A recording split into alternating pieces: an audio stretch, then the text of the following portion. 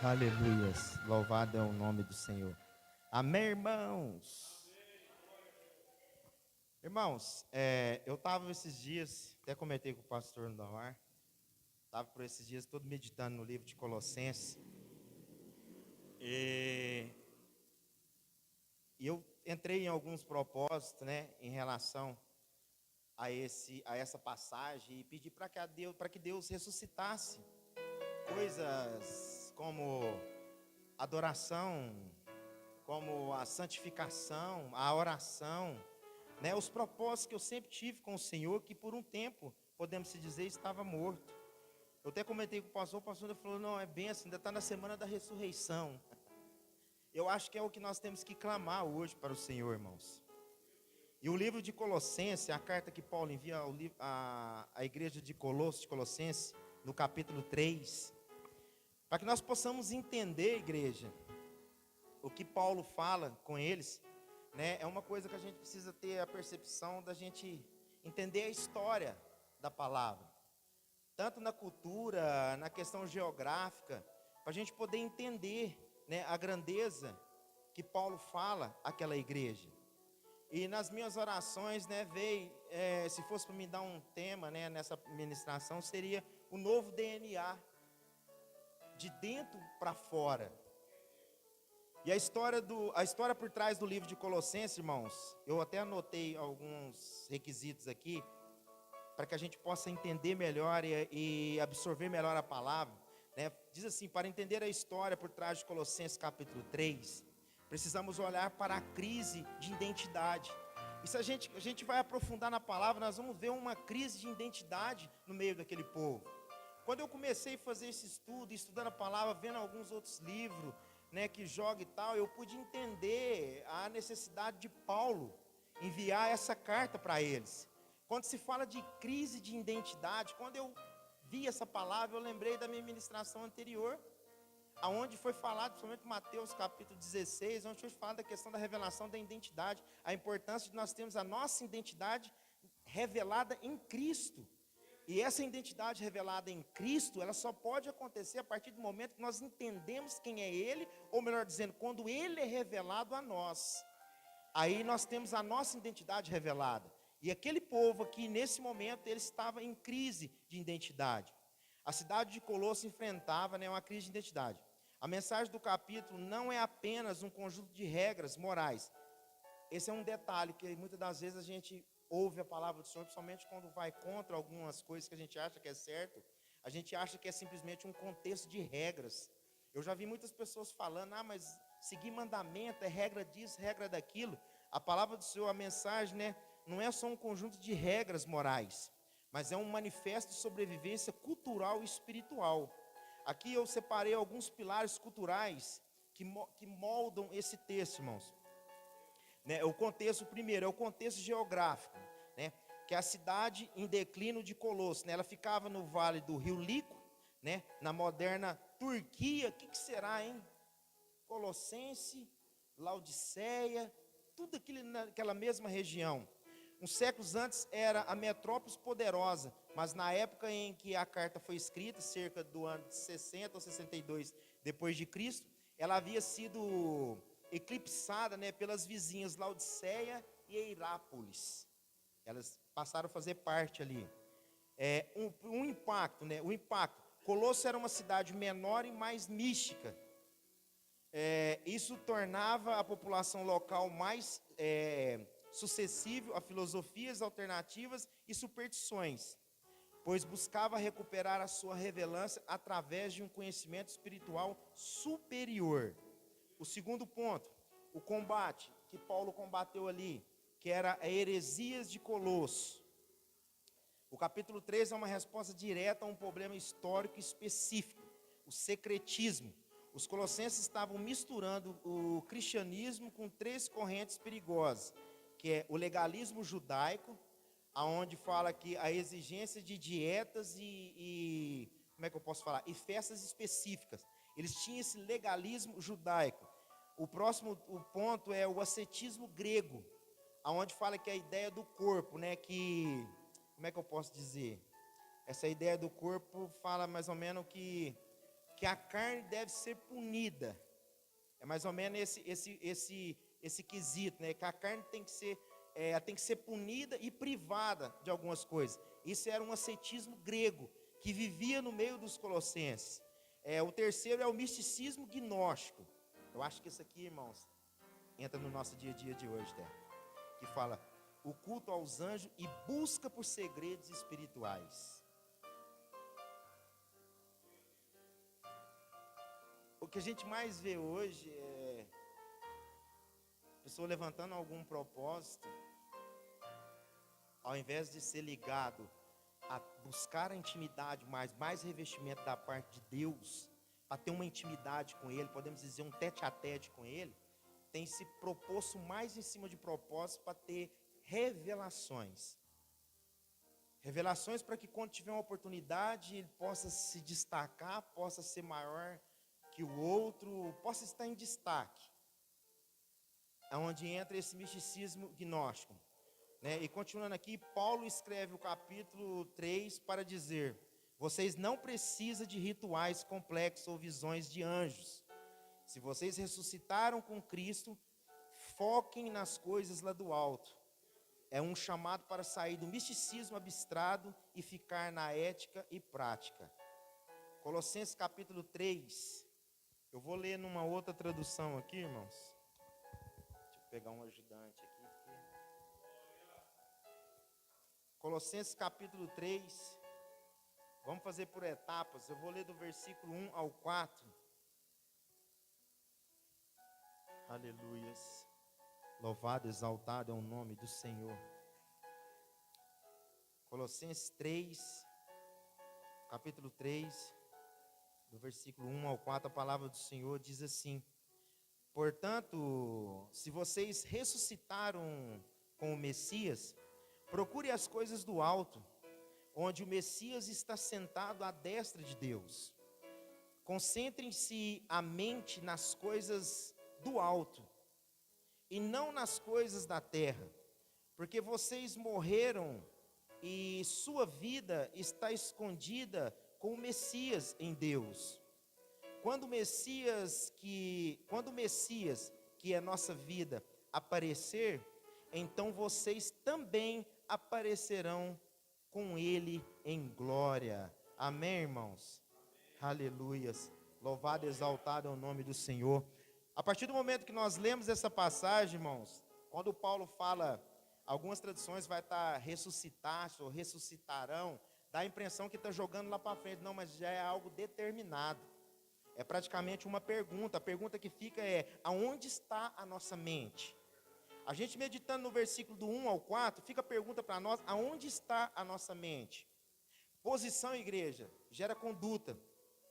Se nós estamos em Cristo, a nossa sede mudou, passa a ser o quê? O que fala lá?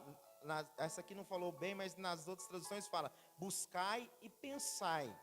Não tem como eu estar em Cristo e ainda buscar enfatizar muitas coisas terrenas aqui sobre essa terra. Não tem como eu estar nele, ser ressuscitado com ele, mas o meu pensamento a todo instante está em ganhar sobre essa terra. Eu preciso ser isso sobre essa terra, eu preciso conquistar isso sobre essa terra. Tudo bem, a gente vai ter uma permanência aqui, mas a palavra do Senhor fala que o quê? Para a gente buscar as coisas da onde? Lá do alto. Colossenses capítulo 2, olha o capítulo 2, o versículo 3.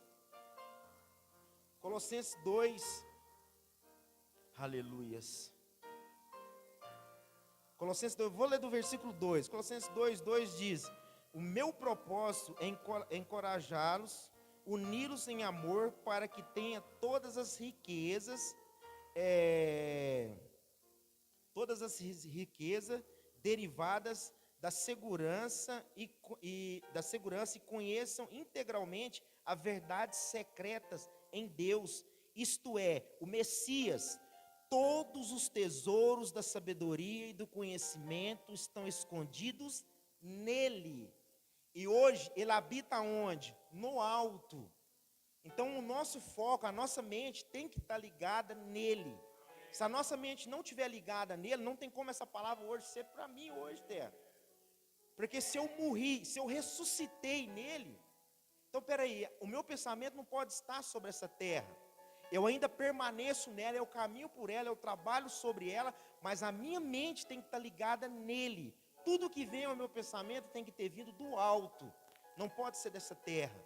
Eu não estou dizendo que nós não podemos almejar nessa terra, vamos supor uma casa boa, um carro, um trabalho, não. Mas isso não pode ser a primeira coisa, isso não pode ser o primeiro na minha vida, isso não pode, senão isso soa como ganância. E verdadeiramente eu ainda não fui ressuscitado com ele. Eu até separei aqui, muitas das vezes nós falamos em viver como cristão, porque tentamos mudar o comportamento sem mudar o foco. Se o nosso foco, nós falamos, eu sou cristão, eu vivo como um cristão, mas se o meu foco ainda estiver sobre essa terra, não tem como, igreja. Não tem como. Eu preciso mudar o meu comportamento. Se eu mudar o meu comportamento sem mudar o meu foco, não vai valer de nada. Tudo que eu fazer vai estar relacionado a essa terra. Tudo que eu tentar vai estar relacionado a essa terra. Tudo que eu almejar nunca vai ter o outro, nunca vai ter o próximo, só vai ter eu. Vocês entendem isso? Se a nossa mente está apenas nas coisas da terra, aí vem ansiedade, status. Eu vou procurar status. Aonde eu chegar, que eu tiver uma oportunidade, eu vou tentar, falando dentro de igreja, dentro do ministério, eu vou tentar falar mais bonito do que o outro que eu fui depois dele, vocês entendem? Aonde eu tiver uma oportunidade para louvar, eu vou tentar fazer uma voz mais bonita do que o outro que louvou, porque eu vou estar procurando status, porque o meu foco, a minha mente está ligada na terra. Aí eu vou ansiar o quê? Os prazeres dessa terra. Os prazeres dessa terra, eu vou ansiar eles, e com isso, eu vou continuar seguindo o velho padrão terreno. A minha velha criatura ainda vai permanecer em mim da mesma forma, não mudou nada. A chave, irmãos, é essa. Nós não olhamos para o céu para fugir da terra. Nós olhamos para o céu para saber como viver na terra. Eu fiz questão, igreja, de anotar essa frase, porque ela soa muito forte, pastor. Porque às vezes nós olhamos para o céu para pedir coisas que não vai trazer efeito nenhum. Aonde o próprio Tiago, lá em Tiago, no capítulo 3, se não me engano, fala: pedis e não recebeis, porque pedis maus. Por quê? Porque pede para o seu próprio benefício. A partir do momento que eu peço para um todo, aí sim vai acontecer. Mas enquanto eu tiver com essa mente terrena, o que vai prevalecer são os meus prazeres aqui na terra. E os meus prazeres aqui na terra é eu conquistar mais e mais e mais. Isso fica fechado em mim. E será que isso que eu estou conquistando, que eu estou sendo abençoado, é da parte de Deus? A partir do momento que ele fala: pedis e não recebeis porque pedis maus, porque pede para o seu próprio benefício. Então, onde eu falo, vou tornar a repetir: nós não olhamos para o céu para fugir da terra. Nós olhamos para o céu para saber como viver na terra. Nós precisamos ter esse entendimento, igreja. O oculto, o tesouro oculto está em Cristo. E hoje ele está onde? À destra de Deus. Então o nosso foco, o nosso olhar tem que ser para Ele. A nossa busca tem que ser para Ele. A ressurreição hoje, se nós fazemos uma análise da nossa vida, nós precisamos ver o que precisa ser ressuscitado hoje na nossa vida. É a nossa oração. É fácil a gente distinguir se eu ainda permaneço nele, ou se meu foco ainda está nele, ou de que forma que está a minha busca nele. É só eu voltar um pouquinho na questão de quando eu me converti. Quando se deu aquele processo da minha conversão, como eu era naquela época? Se eu era fervoroso na oração, se eu não tinha tempo, se eu não tinha hora, não tinha dia, não tinha noite para orar, e hoje eu já tenho algo recluso, tipo, hoje eu oro às 6 horas, depois eu oro só à tarde, depois eu oro só na hora que eu vou deitar. Mas lá, quando você se converteu, era o quê? A todo instante era a oração. Se estava sozinho, estava orando. Se chegava alguém, estava orando. Aí quando eu falo se tem alguém junto, ou se está no trabalho, não precisa verbalizar, mas o meu pensamento vai estar sempre nele. Eu vou estar sempre orando por ele. Às vezes, por algum motivo, eu não vou falar, eu não vou verbalizar para a pessoa que eu estou orando, intercedendo por ela, mas em pensamento eu vou estar orando por ela. Se hoje, irmãos, eu não estou assim, essa parte da minha vida precisa ser ressuscitada. Eu preciso aproveitar essa ressurreição e ressuscitar isso na minha vida. O meu propósito, não tem como, igreja, não tem como, isso é fato. Se o crente, hoje, se ele não tiver uma vida, isso é princípio, tanto de oração, de propósito, quando eu falo propósito, eu falo na questão do jejum e de santificação, não tem como haver revelação da parte de Deus sobre a palavra dele. Isso vai ser simplesmente um livro a qual eu vou pegar e vou estar lendo ele normal, como na minha época estudantil, que eu estava ali lendo alguma matéria, vai ser simplesmente isso. Porque se a gente for ver uma hermenêutica pentecostal, é onde fala da experiência do Espírito, é o que? É eu meditar na palavra e ter uma experiência com o Espírito. E para mim ter essa experiência com o Espírito, se eu não tiver com um propósito de jejum ou o que for, irmão, para que eu possa mortificar a minha carne, não vai ter como Deus me revelar algo do alto. Se eu não procuro uma ressurreição na minha santificação, não procurar me santificar, não procurar me preservar das coisas do mundo, não vai ter como Deus falar através de mim na sua palavra. Eu vou estar simplesmente praticando meia-verdades, porque eu vou estar lendo uma verdade, mas eu não tenho experiência, intimidade nenhuma com ela. Então, se eu não tiver esse entendimento, igreja, vai ser difícil sobre essa terra Deus cumprir o propósito dele sobre a minha vida.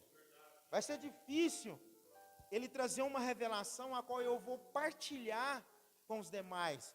Vai ser difícil eu cumprir a palavra dele, do ide e pregai, e alcançar os povos não alcançados. Porque a palavra que eu fale, ela tem que trazer algo no outro. O exemplo é o quê? Os 2 discípulos, eu falo sempre, que estavam indo para o caminho de Emaús. Podemos se dizer claramente, estava falando mal de Jesus Cristo, descendo a lei em Jesus Cristo, mas a partir do momento que Jesus Cristo encosta neles, e vai ouvindo eles, e começa a falar, no final eles entendem, mas o nosso coração não ardia quando ele falava. Se o meu coração hoje, quando eu ouço a palavra do Senhor, ou quando eu pronuncio a palavra, se não cria nada no outro, irmãos, alguma coisa está errada.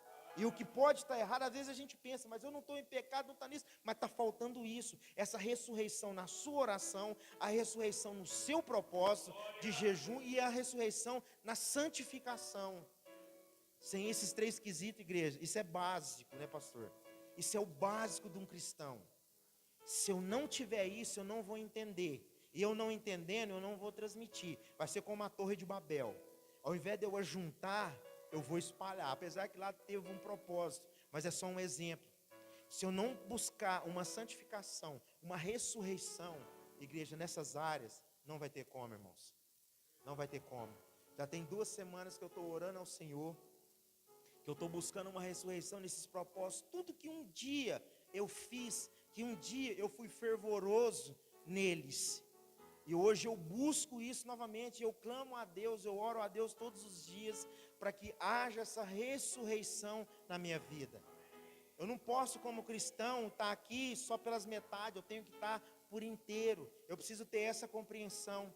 E se a minha mente está ligada no alto, se a minha mentalidade está ligada no alto, igreja, não tem como dar errado. Paulo, quando escreve essa carta, irmãos, ele estava preso.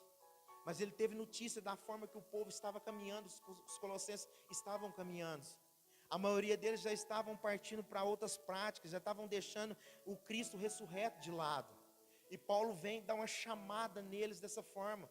Às vezes, quando a palavra fala, aqui eu vou ler normal, numa tradução normal, aqui da outra Bíblia aqui, fala, portanto, se fostes ressuscitado, a impressão que dá, que está jogando algo lá para frente. Não, isso já está estabilizado. Paulo já está fazendo um questionamento para eles. Ei, mas peraí, vocês não foram ressuscitados com Cristo? Por que permanece dessa forma?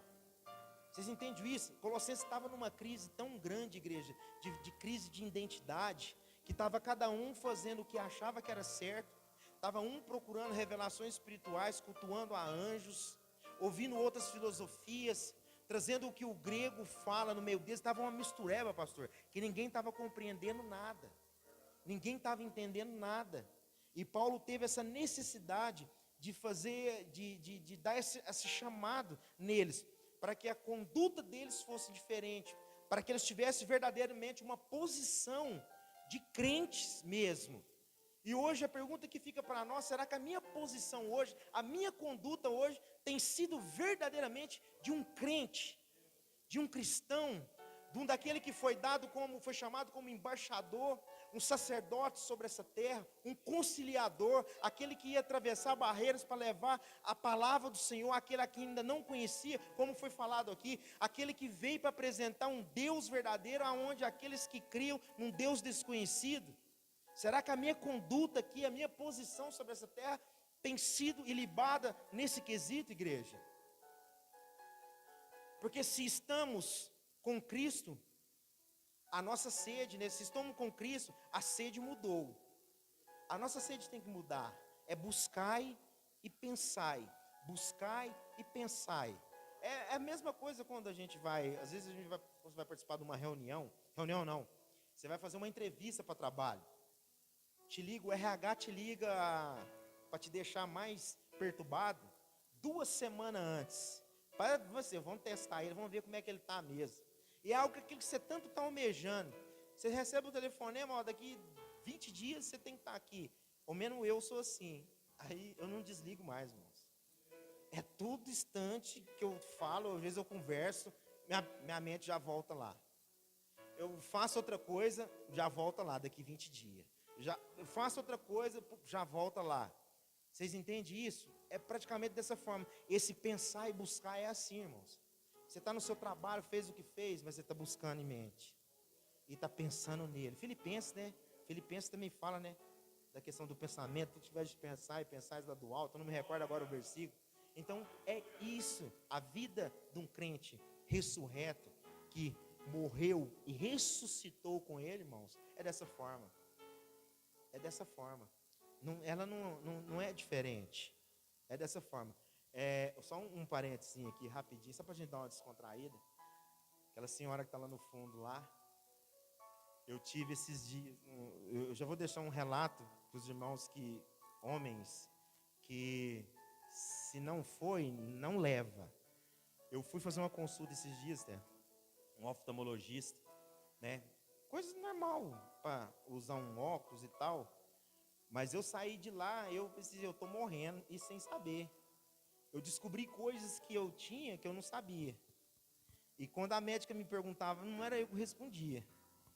Foi até o ponto de eu olhar. Eu tenho um pastor que a gente sempre brinca, que ele tem um sindicato dos homens e tal. Eu vi um vídeo desse dele, eu achei até interessante, mas quando acontece com você é totalmente diferente dela. Aonde você sai pensando assim, não, eu tô morto. Porque, terra, sem brincadeira, eu descobri coisas lá que eu não sabia que eu tinha. E o pior ainda, depois que você sai, que você está indo embora, você olha para ela, você conversa, você vai falar alguma coisa, mas você fica calado o tempo todo, não fala nada, mas você não tem tempo. Você não tem tempo de falar, terra. Então, se vocês, Guilherme, terra, se não levou, não leva. Não leva não, porque você sai de lá preocupado. Você sai preocupado. Irmãos, agora Colossenses, uma outra parte aqui, que vai falar do processo de despir-se, matando o que está morto. Colossenses 3, do versículo 5, do 5 ao 9. Aleluias. A palavra do Senhor diz assim, do 5, deixa eu só confirmar, é isso mesmo, do 5 ao 9 diz, procedentes da esperança. Aliás, peraí, irmãos, peraí que minha Bíblia estava no 2 aqui ainda, aí não. Colossenses 3, 5. Por isso, façam morrer as partes terrenas de sua natureza: imoralidade sexual, impureza, lascívia, desejos maus e ganância. Uma forma de idolatria. Por causa dessas coisas, a ira de Deus está vindo sobre os que lhe desobedecem. A verdade é que vocês praticaram essas coisas em sua vida pregressa, mas agora livrem-se delas: ira, irritação, mesquinhez, calúnia, linguagem decente, nunca mintam uns aos outros, porque você já se despiram do velho eu, com suas formas de agir,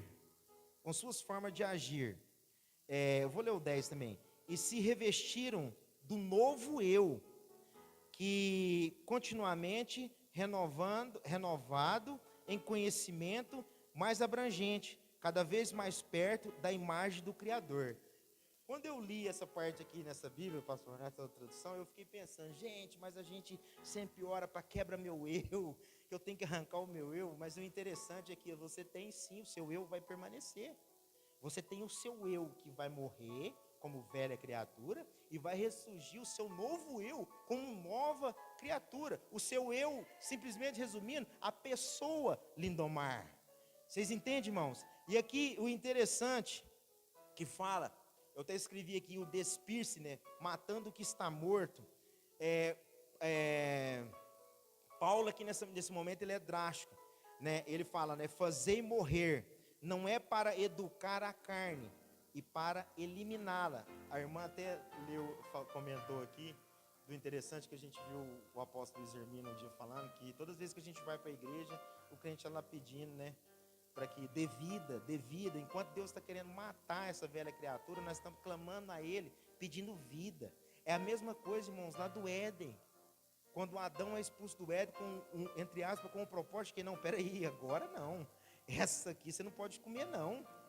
Vocês entendem? Porque ele já tinha entrado por um outro caminho, que é onde a carne dele precisava morrer. Ele não poderia ter uma vida eterna naquele instante.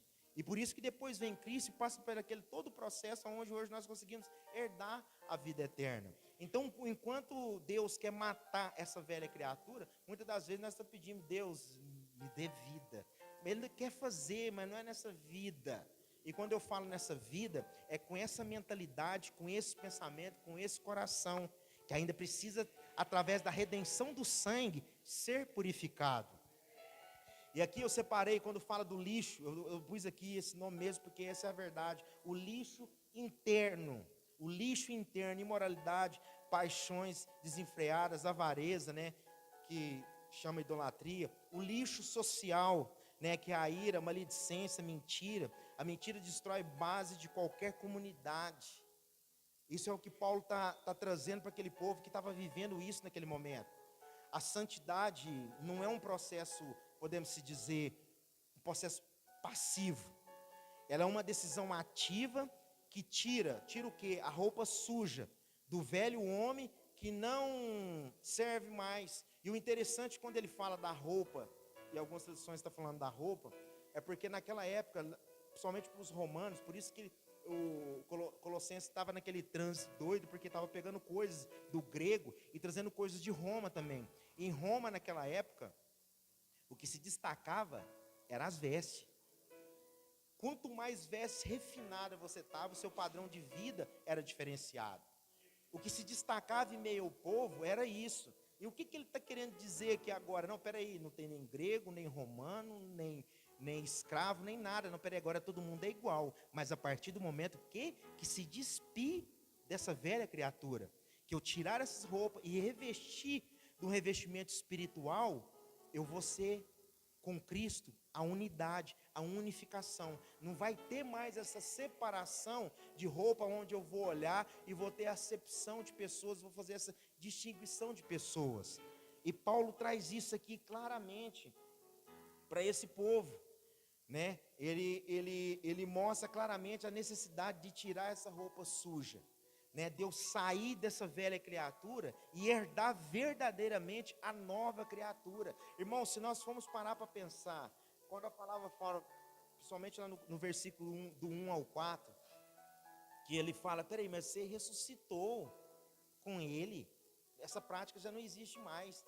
Aí eu paro naquele instante ali e vou analisar o que, igreja? O propósito de Deus sobre a nossa vida.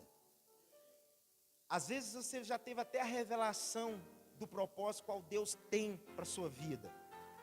Você até compreendeu o chamado, a forma a qual Ele te chamou para que você possa caminhar. Mas a execução desse propósito, dessa caminhada, ela não se dá até o momento de nós mudarmos a nossa mente. Enquanto a nossa mente não for transformada e eu não ter um foco do alto, uma mentalidade do alto, uma mentalidade de reino, por mais que eu saiba o meu propósito, por mais que o propósito de Deus sobre a minha vida, por mais que eu saiba qual o chamado a qual Ele me chamou para exercer, eu não vou conseguir cumprir ele, igreja. E eu vou ficar anos e anos daquela mesma forma e não vou conseguir cumprir aquele propósito, porque a minha mente tem que estar ligada com Ele. Ele é o cabeça de todas as coisas. Aqui nós somos membros. É por isso que ele fala, se vocês pegarem no capítulo e ver mais para baixo, ele vai falar claramente, não existe mais grego, nem romano, nem isso, nem aquilo, porque todos estão em Cristo, então todos estão unificados. É como um corpo. O meu pé esquerdo não pode ter ciúme do meu pé direito, porque os dois trabalham com o mesmo propósito, de me fazer caminhar. O olho direito com o esquerdo, da mesma forma também, é com o propósito de fazer eu enxergar, o ouvir, e isso vai, e nós aqui, nós somos membros do mesmo corpo, onde obedece uma só cabeça, que é Cristo. Então, se a nossa mentalidade não estiver ligada nele, não tem como eu cumprir o meu sacerdócio sobre essa terra. O meu sacerdócio no indivíduo, para que eu possa operar no coletivo. Mas enquanto eu permanecer com essa roupa, não vai ter como, irmãos. Não vai ter como, eu vou ser meramente mais um. Eu vou ser mais um na obra do Senhor. Eu não vou ser mais aquele que soma ou que agrega. Eu vou ser mais um na obra do Senhor. E consecutivamente eu vou ser mais um que vou trazer um peso para o outro. Porque é assim que funciona. A partir do momento que um órgão da gente não trabalha da forma que ele tem que trabalhar, ele vai sobrecarregar o outro. Se um rim da gente não funciona 100% da mesma forma que o outro está funcionando, ele vai sobrecarregar o outro. E com isso tudo, vai acarretar onde? No nosso principal órgão, podemos se dizer, que é o nosso coração, que vai ter que fazer um esforço a mais para conseguir hoje, né, mandar sangue para todos os corpos, sangue com oxigênio para todas as partes do corpo. Então, se eu não estiver ligado nisso, igreja, com uma unificação em Cristo, com a mentalidade dele, eu vou sobrecarregar um outro, irmãos. E consecutivamente vai ficar todos nós patinando. Por mais que a gente sabe que independente se eu faço ou não faça, a obra dele vai se cumprir, mas eu vou atrasar. Alguma coisa eu vou paralisar. Miriam, por uma desobediência dela, por um olhar altivo dela, ela parou Israel por 7 dias. Israel poderia estar caminhando ali durante 7 dias, Israel teve que ficar parada por 7 dias, para aguardar o que? A melhora de Miriam, para que o povo pudesse caminhar. E Deus ainda foi tão misericordioso, que Ele ainda permitiu Israel esperá-la. Mas vocês entendem, irmãos, que muitas das vezes, às vezes nós estamos sendo um peso. Eu não digo nem na obra, porque ele não está fazendo a obra, só está pesando ela, para alguém nela. E nós precisamos ter esse entendimento, igreja. Nós precisamos ter esse discernimento. Aleluias. Louvado, exaltado é o nome do Senhor. Porque uma coisa é fato, irmãos. Ele escreveu uma história sobre nós. Ele escreveu uma história sobre nós. Ele tem um propósito. Quando nós falamos um propósito, é porque ele tem uma história escrita sobre nós. Mas eu só vou conseguir andar sobre ela se eu cumprir o que está lá em Colossenses 3, do 1 ao 4. Ou melhor dizendo, até o 9, onde a gente lemos. Mas tudo parte de um princípio do quê? Da ressurreição. Da ressurreição, parte desse princípio. Eu preciso entender e ter esse discernimento que eu sou ressurreto, que eu ressuscitei com Ele. E se eu ressuscitei com Ele, igreja, a minha mente tem que ser outra. O meu pensamento tem que vir do alto. As coisas que eu busco tem que ser do alto. Não pode ser nada terreno. Porque a partir do momento que eu busco coisas terrenas, você pode ter certeza que eu não vou pensar no outro. Eu vou estar focado em mim. A própria palavra fala, né, que ele deita, maquinando a quem no outro dia ele vai lubridiar, ele vai dar o cano, ele vai passar por cima, ele vai fazer isso. O próprio salmista já relata isso. Mas quando eu tenho uma mentalidade do alto, quando a minha mentalidade é do alto, irmãos, aí não. Aí as coisas soam totalmente diferente. Deus, Ele nos chama para viver um propósito. O propósito, irmãos, nós podemos dizer que é um propósito individual, mas que coopera no coletivo. E Ele tem um propósito para cada um de nós. Aleluias. No livro de Salmos,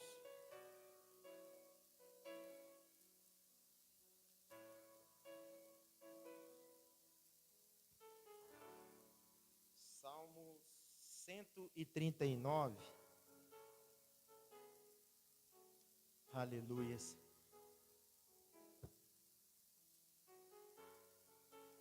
A compreensão de Colossenses 3, irmãos, vai nos levar a nisso aqui que a gente vai estar vendo agora. Aleluias. Salmo 139, verso do 15 ao 16. Aleluia.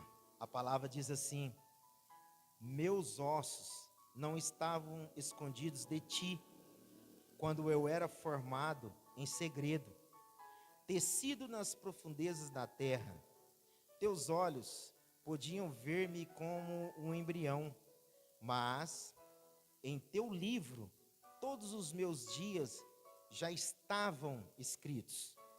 Meus dias foram moldados antes que qualquer deles existisse. Nós não precisamos construir outra história não, igreja. A nossa história, quando fala profundezas, irmão, está falando de algo, está falando claramente do ventre. Vocês conseguem entender isso? A nossa história, ela já foi escrita, ela já foi moldada. O problema é que muitas das vezes nós queremos escrever a nossa própria história. Nós queremos acrescentar algo na nossa história. A nossa história, ela já está prescrita. Ela já está escrita nos mínimos detalhes, o que nós temos que fazer, o que nós não vamos fazer, aonde nós vamos, tudo já foi detalhado por Deus, antes sequer que pensassem que nós ainda viriam. Então a nossa história, ela já está escrita, afirmar que Deus escreveu nossa história antes mesmo de nascermos, determina cada um dos nossos dias, né? Aí eu até escrevi aqui: a Bíblia ensina que Ele sonda o coração, conhece o futuro, como o autor e soberano, tece detalhes da vida com um propósito, mesmo quando não compreendemos, cuidando de cada etapa do início ao fim. Mesmo quando nós não entendemos, e eu posso dizer isso, irmãos, eu ainda busco entender coisas ainda que foge da minha capacidade, da nossa capacidade, mas Ele criou tudo foi escrito por Ele. Nós só vamos ter essa compreensão de coisas, às vezes, que na nossa visão, no nosso entendimento, foi errado e não deveria ter acontecido, só quando nós tivermos um tete-a-tete com Ele. Pode ser que aí nós vamos compreender e vamos lembrar, pode ser, né, pastor, que Ele vai, às vezes, permite. Eu vou deixar, você lembra que dia que você só faltou me acusar, me apontar, por que eu fiz isso, aquilo? Olha ali, aí é a hora que a gente vai levar um susto, igreja. É igual uma história contada, eu tenho ela na mente até hoje, de um homem que, temente a Deus, que buscava a Deus, em dado momento Deus vem ter com ele e abre um telão na frente dele. Por causa de murmurações, de questionamento que ele estava fazendo, Deus, espera aí, vamos, como foi com o jovem? Vem cá, vamos conversar. Mas foi só Deus falando. E Deus abre um telão na frente dele e começa a mostrar a vida dele, desde o início, vamos dizer, da fundação e tudo. E mostrou ele caminhando, todo alegre, sorridente. E em dado momento mostra uma praia e mostra aquele homem caminhando. E tinha 4 passes ali, né? 4 marcas de pés. Em dado momento, aquelas 2 somem e só fica 2. E foi no momento mais difícil a qual aquele homem estava atravessando. E naquele momento ele entristece. Baixa a cabeça, fica triste, com a fisionomia fechada, né? E ele vendo só aquelas 2 pegadas indo. E é no momento mais difícil da vida dele, ele pega e fala: pô, Deus, naquele momento meu mais difícil, que eu tanto clamei, que foi mais triste para mim, eu estava só. E Deus deixa ele repetir essa frase, e Deus fala para ele: não, Deus revela para ele: não, essas pegadas não eram suas, essas pegadas eram minhas, quando naquele momento mais difícil eu te tomei no colo e atravessei esse percurso. Vocês entendem, igreja? Vai ser aquele momento a qual nós vamos estar com Ele, e pode ser que Ele venha abrir o nosso entendimento e mostrar para nós que naquele momento onde você me questionou, aquele momento onde você quis me colocar na parede, olha o que eu estava te livrando, ou olha o que eu fiz na sua vida. Isso é certo, igreja, porque a Bíblia está falando aqui, foi Ele que teceu, Ele que escreveu, Ele que moldou os nossos dias, foi Ele. O problema é que nós insistimos em escrever a nossa própria história. Nós insistimos em trazer o nosso próprio entendimento, aquilo que está angustiando no nosso interior, que não é dele, porque a revelação dele é plena. E nós trazemos aquilo e queremos andar em cima daquilo. Não, ele me revelou, foi isso, eu preciso andar em cima disso, eu preciso fazer aquilo. E ele está dizendo lá: não sai fora da sua história. E muitas das vezes nós saímos fora da história qual ele teceu, igreja. Mas nós saímos por quê? Porque a nossa mente não está o quê? Ligada no alto.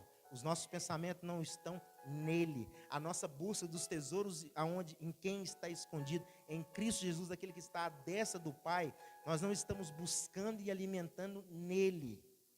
Porque se na nossa mente, se nós ressuscitamos com ele, o nosso pensamento vai vir do alto. Não vai ser pensamento terreno. Aleluia. No livro de Efésios,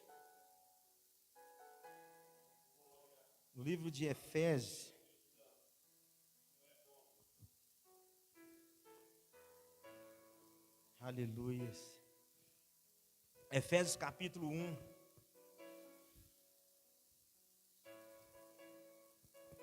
Efésios capítulo 1, a partir do versículo 3, a palavra do Senhor diz assim: louvado seja Adonai, Pai de nosso Senhor Yeshua, o Messias, que nos abençoou no Messias, com todas as bênçãos espirituais no céu. Ele nos escolheu em amor, Ele nos escolheu em amor no Messias, antes da criação do universo, para sermos santos e sem defeito em sua presença. Ele determinou de antemão que por meio de Yeshua, o Messias, fôssemos seus filhos, de acordo com o seu prazer e propósito. Então o prazer e propósito, irmão, é de Deus, é dele. Aqui é outra menção do que os nossos dias, tudo já estava tudo o que programado. Olha aqui Efésios 2, o capítulo 2, aqui, continuando aqui, né? Toda sorte de bênçãos espirituais nas regiões celestiais nos é concedida para o louvor de sua glória. Efésios capítulo 2, o verso 10. Aleluias. O verso 10 diz: porque somos feitos por Deus, criados em união com o Messias Yeshua, para a vida de boas ações, já preparadas por Deus para serem realizadas por nós. Já está tudo preparado, irmãos. Tudo preparado. O problema é que nós não compreendemos ou entendemos e tentamos escrever outra história, porque a nossa mente ainda não está nele. Colossenses 3, nós precisamos ser ressuscitados com ele. E por isso, para que possa se cumprir o propósito dele, que aqui a palavra foi bem clara, o propósito e prazer dele. O problema é que nós queremos viver terra o nosso propósito e o nosso prazer. E se eu ainda permanecer com esse pensamento de viver o meu propósito E o meu prazer, irmão, não vai dar. Eu vou caminhar da mesma forma que o povo de Colosso. Eu vou viver daquela mesma forma. Aí eu vou procurar o quê? Coisas espirituais, aonde eu vou adorar anjos, onde anjos vai me guardar, anjos vai ser o meu protetor. Eu vou cultuar anjos, eu vou buscar coisas espirituais altas, que era o que aquele povo fazia de uma forma errada. Aonde foi preciso de Paulo. Interessante, até, é que Paulo já de cara, é a mesma coisa, topa de tete a tete, mas peraí, você não ressuscitou com Cristo? A sua posição está errada. As suas maneiras, as suas atitudes, não, peraí, não condiz com aquele que te salvou, com aquele que te deu a vida. E só que isso acontece por quê? Porque eu quero viver o meu propósito, não é o propósito de Deus. Né? Eu quero viver o meu propósito. Eu quero viver o meu prazer. Porque uma coisa é certa. Se a gente pegar a vida dos apóstolos, será que eles tinham um prazer em viver o propósito e o prazer de Deus? Porque mostra que o quê? Que eles sabiam o quê? Que lá na frente eles poderiam ser crucificados. E o que eles continuaram a fazer? Continuaram progredindo. Eles não pararam. Na visão de muitos, esse não é o que agrada. Porque lá na frente ele já sabe que o fim é certo. Ou ele vai ser crucificado, ou vai acontecer algo com ele que ele vai morrer por amor a Deus. E se a gente olhar numa ótica, aquilo ali não era um propósito, um prazer pro ser humano. Mas a partir do momento que a mente dele está ligada nele, que ele ressuscitou com Cristo, que ele vive por Cristo, que Cristo é a vida dele, a morte tem sentido. É onde Paulo fala, é lucro. É lucro. E esse é o entendimento que hoje nós precisamos ter. Mas enquanto a nossa mente for terrena, nós não vamos ter essa compreensão. Nós vamos buscar o nosso propósito e o nosso prazer. E vamos ser sinceros. Hoje, um crente convertido hoje, ele entende, ele tem um prazer de falar, de verbalizar a palavra do Senhor. Mas se a gente pegar no contexto o que esses apóstolos viveram, aonde teve prazer pro homem naquilo ali? É estranho. Mas aqueles homens puderam mostrar e provar que além do prazer que Deus tinha na vida deles, do que eles faziam, eles demonstravam aquela vida ser prazerosa. Eu falo no sentido porque eles poderiam abandonar. Nenhum deles foram obrigados a viver aquilo e padecer por ele. Mas eles optaram. A gente tem um exemplo de Estevão. Eu acredito, eu já sabendo que agora deu mal para mim. Deu mal para a minha carne. Mas o que? Ele continuou a verbalizar, a trazer lá do Antigo Testamento, até naquele dia, a palavra do Senhor, trazendo de partes em partes para aquele povo. Por mais que ele já imaginava que o fim dele, é que dali ele não saía. E foi o que aconteceu. E é onde eu falo da questão do prazer ser mútuo, é no partir do momento que ele olha para o céu se abre e ele se alegra. Ele sabia, ele estava cumprindo um prazer. Deus tinha um prazer nele e ele conseguiu ver prazer naquilo ali. Mas a gente só chega nesse ápice quando a nossa mente for verdadeiramente ressuscitada com Cristo. Quando a nossa mentalidade estiver ligada totalmente nele. Aí sim, nós vamos ver prazer nessas coisas, irmão. No livro de João, o capítulo 6...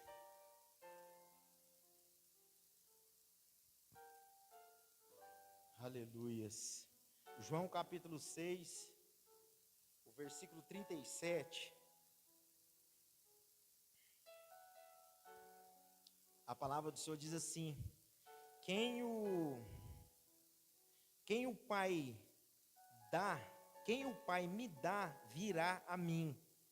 E quem vier a mim, com certeza não rejeitarei. O interessante aqui, irmãos, que ele nos escolheu nele. A determinação soberana de Deus, na qual ele nos deu a sua graça, salvadora, olha para qualquer um, sem ver mérito ou sem medir o recipiente dela. Você entendeu? Ele não olha nada, não olha ver, não olha nada. Não, peraí, ele é meu. Vocês conseguem entender isso, essa grandeza do amor de Cristo por nós, irmãos? E da importância de nós hoje vivermos o que Ele escreveu para nós vivermos. Aí a gente pode até ficar pensando assim, mas como que eu vou saber o que ele escreveu por mim? É pedindo o que? A ressurreição da santificação, a ressurreição da oração, e a ressurreição do propósito, no sentido de quê? Da mortificação da carne, que é no jejum, que seja o que for.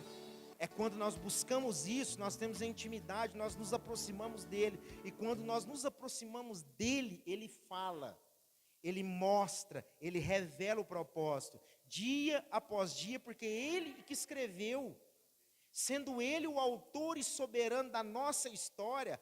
Quando eu me aproximo dele dessa forma, sem mácula, buscando santificação, em cima de um propósito de oração, de jejum, e buscando e pensando as coisas do alto, quando eu me aproximo dele, ele vai me dizer a cada dia o que é que eu tenho que fazer, por onde que eu tenho que passar, aonde que eu tenho que falar, aonde eu tenho que tocar, o que eu tenho que comer. Ele vai direcionar a nossa vida. Quando nós entendemos isso e deixamos, quando se fala que Cristo vive em mim, que Cristo vive a minha vida, é isso, igreja. Aí agora nós pode pensar, será que eu estou vivendo, ou Cristo está vivendo em mim? As minhas vontades estão aonde? O meu propósito estão prevalecendo? O meu prazer, enquanto a palavra fala que o propósito dele, o prazer é dele, será que o meu prazer não está prevalecendo o prazer de Cristo? Será que eu me vi como um pregador, mas às vezes ele está me chamando para outra, eu até vou retirar essa palavra, pregador, porque eu acredito que todos somos pregadores da palavra do Senhor, porque pregador é aquele que anuncia. Então, como nós anunciamos, todos somos. Ali no corpo nós vamos ver bispo, pastores, evangelista e tudo mais. Será que eu não estou querendo fazer algo, é que eu acho que é porque eu quero aquilo? Aonde ele está me dizendo e me mostrando, é aqui, não, mas eu quero isso, nada em volta da palavra, que como eu disse, anunciar é o dever de todos. Mas será que a minha função no corpo não está sendo aquela que eu quero ter, aquela que eu acho que é certa, não aquela que Deus tem para mim? Aleluias, Tu és santo, Senhor. E aqui, no livro de Jeremias, a gente já está encerrando já, irmão. No livro de Jeremias, eu fiz questão de deixar essa passagem por último, porque eu acho algo aonde vai resumir tudo o que nós falamos, principalmente na questão de propósito, de membro, de função e de ação, porque é algo bem específico, Terra, aonde mostra claramente o chamado, o que é para exercer. Jeremias no capítulo 1.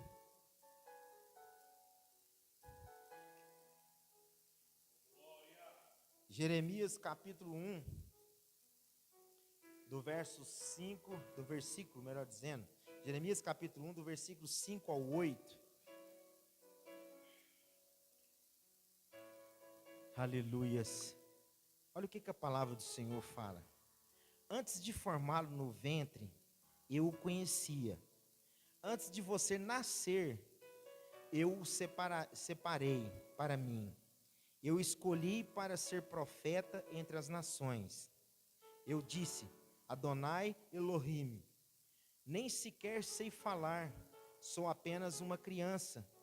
No entanto, Adonai me disse, não diga sou apenas uma criança, pois você irá aonde quer que eu o envie e falará o que eu ordenar. Não tenha medo deles, pois eu estou com você, diz Adonai, para o proteger. Aleluias. Aqui, irmãos, é claro, onde eu falo da questão de específico, né? O profeta aqui a gente viu, né, ele foi consagrado, né? Então ele foi separado, né? Consagrado, fala separado, né? Para uma missão específica antes de nascer, indicando que o quê? Que o chamado não foi por mérito humano, né? Mas por escolha de Deus. Aqui claramente está nos dizendo isso, que não foi por escolha de um homem, não, foi por escolha de Deus. hoje, nos dias de hoje, terra, quantas pessoas hoje, às vezes, se você se dedica na obra, se você se impõe na obra no sentido de que não vão para cima, tem que acontecer, às vezes tem uma fala bacana, verbaliza bem e tal, e já é pastor, o chamado é de pastor, o chamado é de pastor, é pastor, que não sei o que é pastor, e eu falo por mim, porque quando eu orava ao Senhor,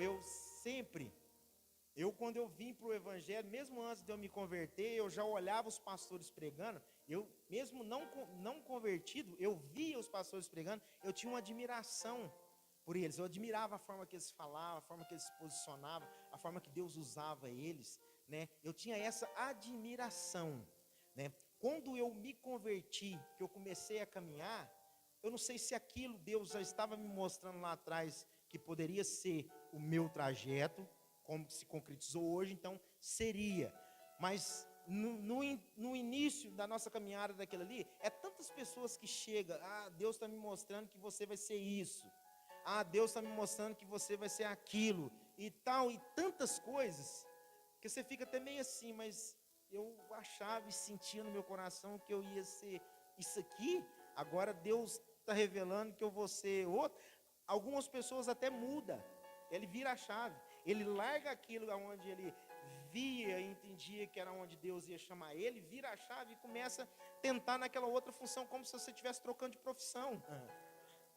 Só que quando você troca de profissão, dependendo da profissão, você faz curso, você faz isso, aquilo, e você consegue chegar naquilo, né? Porque você tem um tempo, né? Agora, quando Deus ele te chama para algo, como ele fala aqui, é desde o ventre, igreja.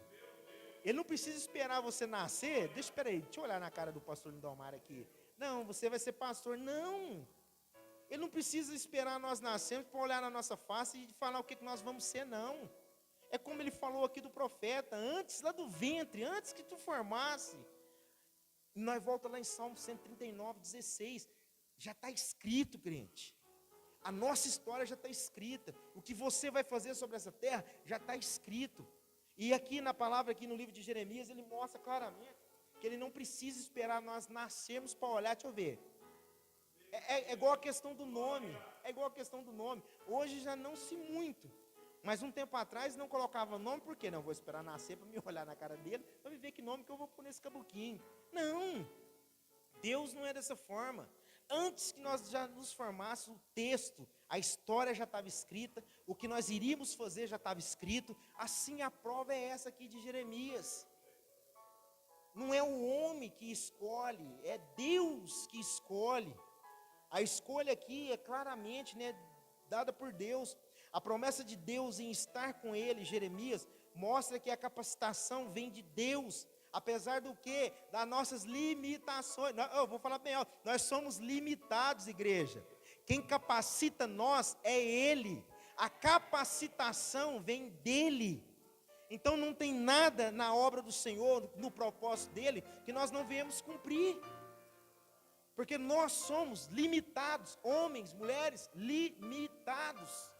Mas quem capacita é Ele. Até então Jeremias fala: mas Senhor, mas eu não posso. Não, peraí, você vai, porque é eu que estou falando.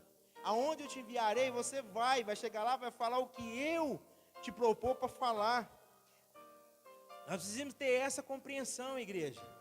Nós somos limitados, sim, mas a partir do momento que nós ressuscitamos com Ele, que a nossa mente está mentalizada nele, aonde nós só buscamos coisas do alto, só pensamos coisas do alto, aonde Ele nos direcionar, mesmo na nossa limitação, Ele vai nos capacitar.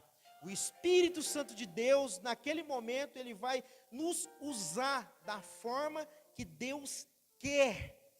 O propósito dele vai ser cumprido naquele instante. Nós não precisamos ter essa preocupação. Nós não precisamos preocupar com que, Senhor, eu vou chegar lá, o que eu vou falar. Não, ele diz aqui, e continuando a palavra, ele fala: eu lhe colocarei as minhas palavras na tua boca. É ele que coloca a igreja. Mas para isso, nós temos que estar ligados, igual está lá em Colossenses, no capítulo 3. Nós precisamos nós precisamos, né, daqui para frente, nós precisamos entender que nós fomos ressuscitados com Ele. E hoje eu creio, aquilo que você acha que ainda necessita que seja ressuscitado, basta você verbalizar que ele vai cumprir. Você sabe por que ele vai cumprir? Porque não tem a ver com você, não é só para você. É para que você seja usado em prol do propósito e do prazer dele. Tiago, pedis e não recebeis, porque pedis maus. Pede para o seu próprio benefício. Mas a partir do momento que eu peço, Senhor, eu preciso ressuscitar, que seja a minha oração, que seja o meu propósito, a santificação, porque é em prol do reino. Ele já sabe que é em prol do reino, igreja, que é em prol da obra, e ele vai atender. Vocês conseguem entender isso? Ele vai atender. E com isso nós vamos o quê? Nós vamos cumprir o propósito dele. Eu notei aqui a conclusão disso tudo, irmãos. Fica o convite de Colossenses 3, né? Assuma sua nova identidade e pare de tentar remendar roupas velhas.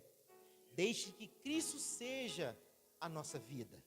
Vocês entendem? Para de remendar aquilo que está velho. Para.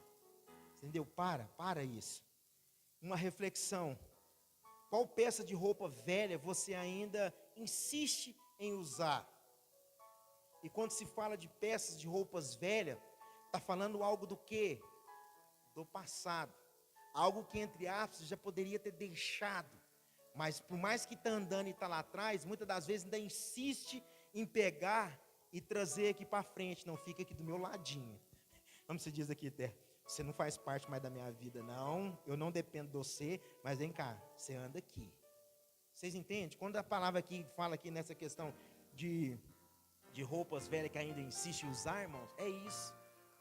É aquelas coisas que nós sabemos que nos faz mal, que nós, entre aspas, fomos libertos dela, que isso não tem mais necessidade da nossa vida, mas nós insistimos em trazer ela para andar do lado. Diferente lá de João 5, onde fala lá, onde Jesus Cristo diz para aquele paralítico: levanta, toma o teu leito e anda. Ali ele está dando um sentido de que sempre que pensar em pecar ou cair, olha de onde você veio. Aqui é o inverso. A roupa velha é trazer aquilo que não faz parte mais da nossa vida, que já poderia ser abandonado já há muito tempo, mas nós ainda insistimos em usar. Aleluias. A paz de Cristo tem sido a última palavra nas nossas decisões diárias? Será, igreja? Que a paz de Cristo tem sido a última palavra nas nossas decisões diárias? E a última para a gente encerrar. Se Jesus fosse o seu chefe hoje, se ele fosse o seu chefe hoje, direto hoje, se ele fosse hoje seu chefe, você realizava suas tarefas? No meu trabalho eu tenho que pegar o caminhão na hora certa, apresentar lá às 6h35, porque senão dá errado. E será que se Jesus Cristo, como chefe, eu executaria a função na obra, de acordo com o que eu faço hoje na minha vida física profissional? O meu horário lá no meu serviço é tal. E se Jesus Cristo hoje, se ele fosse meu chefe, de que forma que será que eu realizaria essa obra, Terra? Porque lá no correio eu sou obediente. Tal hora eu estou lá. Os meus horários programados em todas as unidades, eu estou lá, em ciminha. O que eu tenho que fazer é conferir lá, que isso e aquilo, estou lá.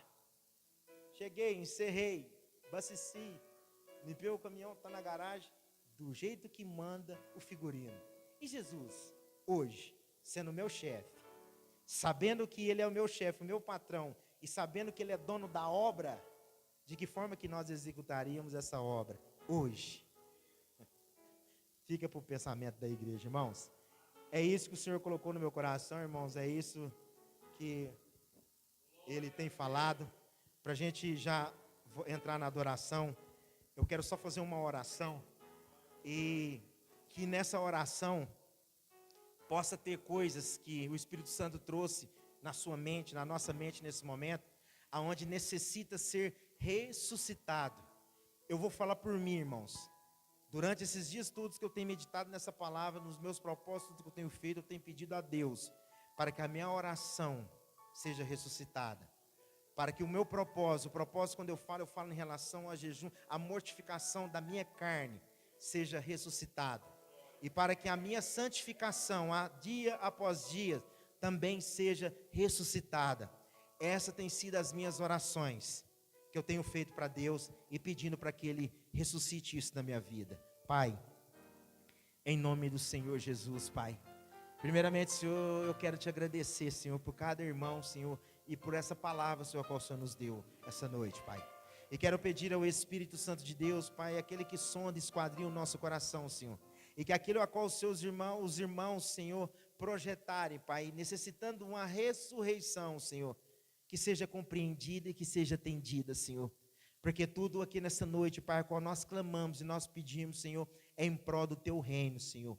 É para que o Teu propósito e o Teu prazer, Senhor, se cumpra, Senhor, sobre essa terra. Por isso, Espírito Santo de Deus, em nome do Senhor Jesus, Pai, ouça, Senhor, o nosso clamor e as nossas orações, Senhor.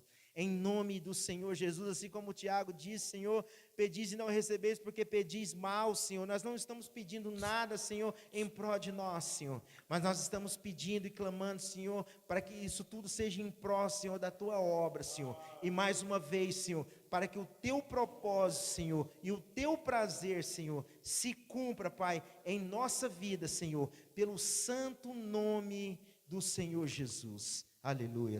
Amém, irmãos? Vamos aplaudir o nosso Deus, irmãos, e vamos adorar Ele, que é digno de toda honra